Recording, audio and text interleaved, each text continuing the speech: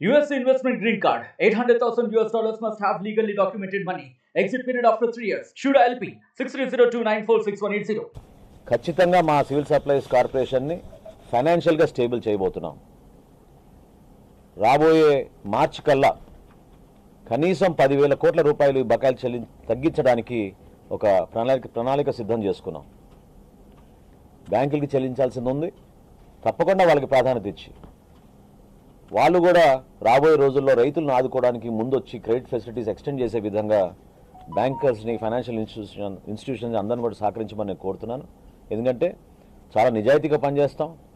కనీసం 10,000 కోట్ల రూపాయలు మార్చి 31వ తారీఖు కల్లా తిరిగి వాపస్ చెల్లించడానికి ఒక ప్రణాళిక సిద్ధం చేసుకుని మేము ముందుకెళ్తున్నాం. దాన్ని కూడా ఈ ఇన్స్టిట్యూషన్స్ అందరూ కూడా గుర్తిస్తారని, తద్వారా మన రాష్ట్రానికి మరింత మేలు జరుగుతుందని మనస్ఫూర్తిగా మేము ఆశిస్తున్నాం. ఎవరైతే ఈ దోపిడీకి పాల్పడ్డారో, కొంతమంది ఇంకా పాల్పడుతున్నారో వాళ్ళని మాత్రం వదిలే ప్రసక్తే లేదు. ఒక్క ద్వారంపూడి కుటుంబం చేసిన అవినీతి మామూలు విషయం కాదు. ఆ ప్రాంతంలో ఇది రాష్ట్ర వ్యాప్తంగా వాళ్ళు దాన్ని విస్తరించారు. ఆ నెట్వర్క్ని డిస్మాంటిల్ చేయాలి. అన్ని జిల్లాల్లోనూ వీళ్ళు భయంకరంగా ఈ మాఫియాని పెంచుకుంటూ వచ్చారు. తప్పకుండా రాబోయే రోజుల్లో కఠినంగా మేము వీళ్ళపైన చర్యలు తీసుకుంటాం. సమాచారం సేకరించుకుంటున్నాం, ఇంకా తనిఖీలు చేస్తాం.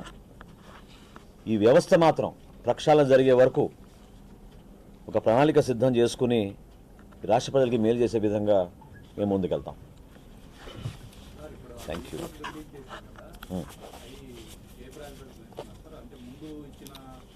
ఫస్ట్ అందరికన్నా ముందు పాపం ఎవరైతే రైతులు ఆ ధాన్యాన్ని అందించారో, మేము కొనుగోలు చేసామో వాళ్ళకి ప్రాధాన్యత ఇచ్చుకుంటూ లిస్టు తయారు చేసి దాని ప్రకారంగానే ఇచ్చుకుంటూ వస్తాం.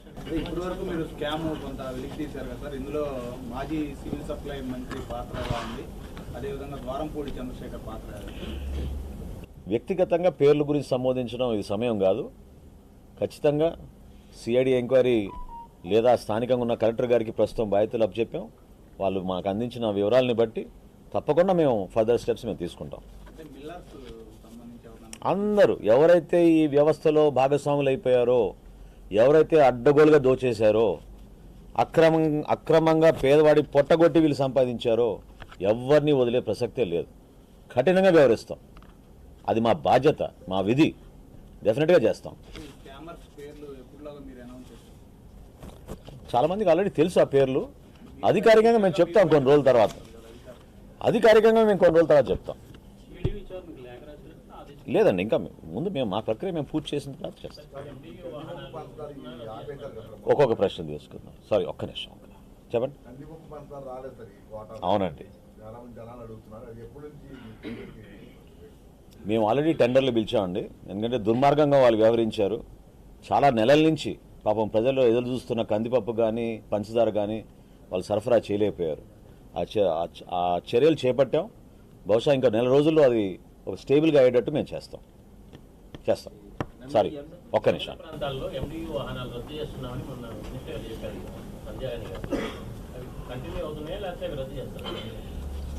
ఇదొక మంచి ప్రశ్న వాస్తవంగా. ఎందుకంటే ప్రజలకు ఇంకా తెలియదు.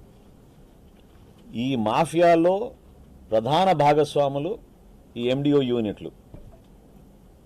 ఆ విధంగా క్రియేట్ చేశారు గత ప్రభుత్వం.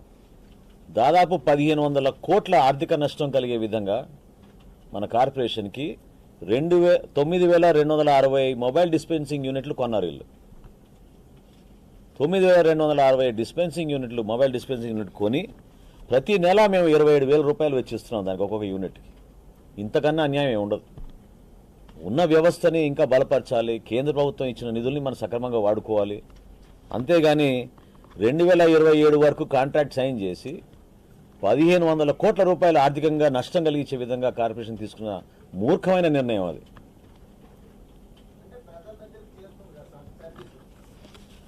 తీసుకుందాం మనం అందరూ ఎవరైతే దీంట్లో స్టేక్ హోల్డర్స్ ఉన్నారో అందరితో సంప్రదించి మేము నిర్ణయం తీసుకుంటాం. అందులో ఏం ఇబ్బంది లేదు. నేను సమాధానం ఆల్రెడీ చెప్పాను మీకు. We will consult all stakeholders and then come to a conclusion. Thank you.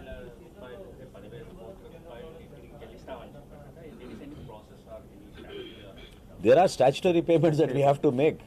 It's a responsibility.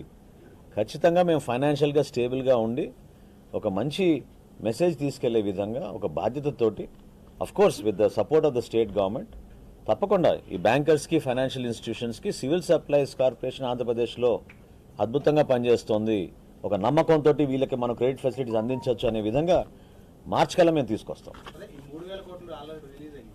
బ్యాంకర్స్కి ఇవ్వాల్సిన 2,000 ఇవి. అవునండి, 2,000 కోట్ల రూపాయలు బ్యాంక్ ఆఫ్ బరోడాకు ఆల్రెడీ చెల్లించాం. ఇంకో 1,000 కోట్లు డైరెక్ట్గా ఈ రోజున మేము రైతులకు అందిస్తున్నాం. Thank you. ఏమండి, ప్రస్తుతం జరుగుతుంది కదా, తప్పకుండా మీకు ఏమైనా అనుమానాలు ఉంటే మీకు క్షేత్రస్థాయిలో ఒకసారి పర్యటించి చూసుకోండి.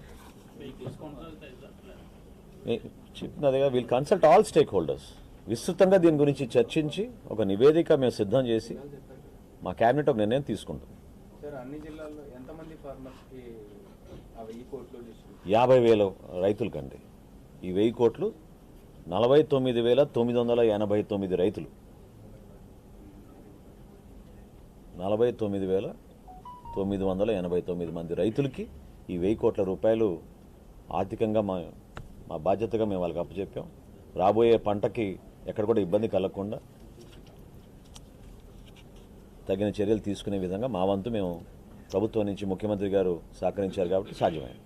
ఇరిగేషన్ సైడ్ నుంచి కూడా కొంత వాటర్ ఫెసిలిటీ విషయంలో కూడా కొంత ఇబ్బంది ఉన్న పరిస్థితుల్లో వాళ్ళతో ఎట్లాంటి, అంటే మా శాఖ నుంచి మేము అన్నిట్లో అట్లా ఇన్వాల్వ్ కాలేమండి.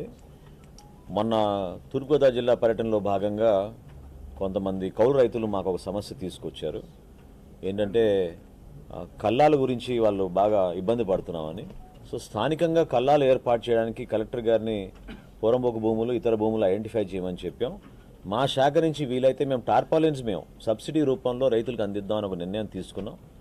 అది ఎందుకంటే గతంలో మార్కెటింగ్ శాఖ చేసేది అది, కానీ మేము మా శాఖ నుంచి రైతులు పాపం ఎంతో సహకరిస్తున్నారు కాబట్టి మాకు సో టార్పాలిన్స్ అందించే విధంగా ఒక కార్యక్రమం చేద్దామని అనుకున్నాం. అది ఇంకొంచెం సమయం పడుతుంది. రవాణా చేసే బియ్యం చాలా మంది తినే పరిస్థితుల్లో లేవనేది ఒకటి. ఈ అమ్మకానికి కూడా ప్రధాన కారణం తినకపోవడం వల్ల వాళ్ళకు కూడా డబ్బులు వస్తున్నాయి. ప్రజలే మనం అరకు దళారులు అనుకుంటున్నాము, ప్రజలే స్వచ్ఛందంగా అమ్మే పరిస్థితి కనిపిస్తుంది. గతంలో పవన్ కళ్యాణ్ గారు చెప్పారు, ఈ ఎంత మిస్యూజ్ అయ్యే బదులు డైరెక్ట్గా నగదు బ్యాంకుల ద్వారా ఇస్తే బాగుంటుంది. అనేక ఆలోచనలు ప్రభుత్వంలో ఉన్నాయండి, అందులో ఏమాత్రం కూడా డౌట్ లేదు. పవన్ కళ్యాణ్ గారు గతంలో క్షేత్రస్థాయిలో పర్యటించినప్పుడు, అదేవిధంగా ఉమ్మడి ప్రణాళిక మేము రూపొందించేటప్పుడు చంద్రబాబు నాయుడు గారి సూచనలతోటి కూడా కొన్ని అంశాలు మేము పొందుపరిచాం. ఆ ప్రణాళిక మేము అమలు చేస్తున్న భాగంగా ఖచ్చితంగా రాబోయే కొన్ని నెలల్లో ఆ మార్పులు మేము ఈ పీడిఎస్ డిస్ట్రిబ్యూషన్లో కానివ్వండి, లేదా ఇంకా ఇతర వెల్ఫేర్ ప్రోగ్రామ్స్లో కానివ్వండి, తప్పకుండా ప్రజలకు ఉపయోగపడే విధంగా సంక్షేమంలో ఎక్కడ పొరపాటు జరగకుండా మేము చూసుకుంటాం. Yes. No, that is definitely an issue. That is also something we'll go deeper. తప్పకుండా. అందుకనే ఇప్పుడు ఈ పేమెంట్లో కొన్ని ఛార్జెస్ మేము ఆపామండి, అందులో గన్నీ బ్యాగ్స్ ఒకటి. సో కానీ రైతుకి అక్కడ ఇబ్బంది పడకూడదు. ఇది వ్యవస్థలో ఉన్న సిస్టమ్ని మిస్యూజ్ చేస్తున్నారు, కానీ రైతుకి ఇబ్బంది కలగకుండా చూసుకోవాల్సిన బాధ్యత మన పైన ఉంటుంది. తప్పకుండా ఆ గనీ బ్యాగ్స్ గురించి ఇంకొంచెం లోతుగా మేము అధ్యయనం చేస్తాం.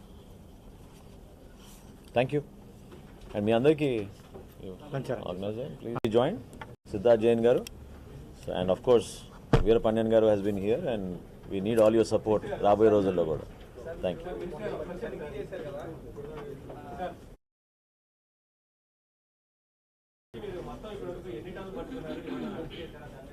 ఏమండి, మీరు దూరంగా ఉన్నారు, మీకు వినపడలేదేమో. 30 వినండి ఒక్క నిమిషం, ఇప్పుడు వినపడుతుందండి. 35,404 మెట్రిక్ టన్నులు రైస్ని సీజ్ చేశాం. 404 మెట్రిక్ టన్నులు బియ్యాన్ని మేము సీజ్ చేశాం. మరిన్ని వీడియోస్ కోసం ఛానల్ ని సబ్స్క్రైబ్ చేయండి, లేటెస్ట్ అప్డేట్స్ కోసం వాట్సాప్ ఛానల్ ని ఫాలో చేయండి, అండ్ లింక్ డిస్క్రిప్షన్ లో ఉంది.